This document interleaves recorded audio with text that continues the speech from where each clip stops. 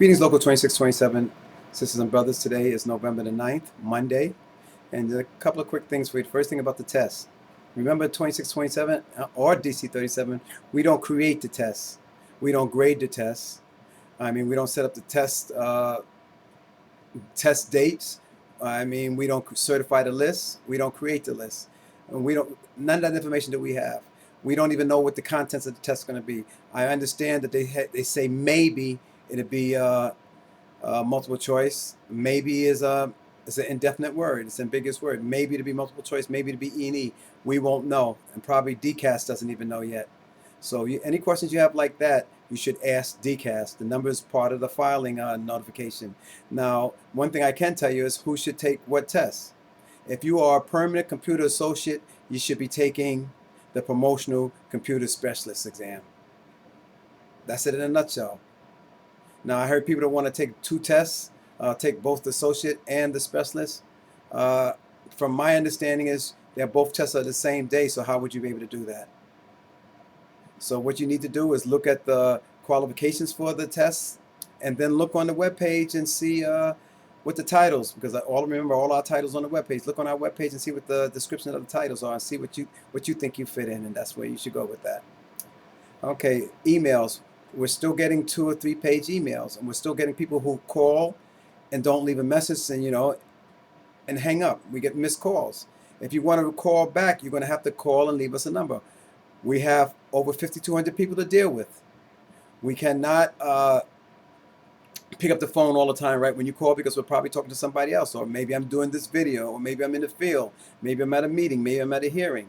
But if you call and you leave a phone number, we will call you back. If you leave a 2 or 3 page email, you're not going to get you're not going to get a response to it, a written response. I don't have time to sit down and write a response to emails like that. The best thing to do is to call us. And if we need an email from you, then when you call us, we will tell you to send us an email. We'll tell you what to put in the subject so we can pick you out. I get 80 or 90 emails 7 days a week. Every day, 80 or 90 emails. So there's no way in the world that I'm going to respond to all those emails in a timely manner. So please, I'm going to say this one more time. If you have something that you need to talk to us about, call us on the phone. You have 24/7 access to us. There's going to be a student loan workshop given by DC37 on November 21st and November 23rd. Information on now the student loan workshop is for people to try to lower your student loan fees, maybe to eliminate it altogether.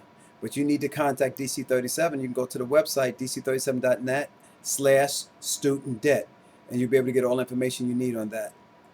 And the last thing I want to say is, remember, you got to go out and vote. You have to go out and vote. We need to put the politicians in office that are working in our behalf. They're supposed to work in our behalf. If they don't do their jobs, we're not supposed to elect them again. Now, you know, we have 26 right-to-work states. That means more than half of the states in the United States are right-to-work states. Right-to-work states, as again is where members don't have to pay dues. They get the same benefits, but don't have to pay dues. And so what happens? The members opt out of paying dues. As soon as they do that, what happens? The unions start going bankrupt. Now, maybe in 2 or maybe even 3 years, you may not see the kickback of what's going to happen when you don't pay dues. But I'll tell you one thing, ASME is already starting to ask for dues increase. We're going to get an 80-cent dues increase coming up in the beginning of the year, because somebody has to offset the money that we're not getting to lobby our politicians and to go for contracts and to give the services that we give in these union buildings. So keep that in mind. It's important that you go out, especially if you have time to do, a reasonable amount of time to do, still working for the city. You need to go out and make sure, you know, make it your business. It's important that you go out and vote and put the politicians in office that you think are going to protect your rights and protect your union, protect your pension and everything else.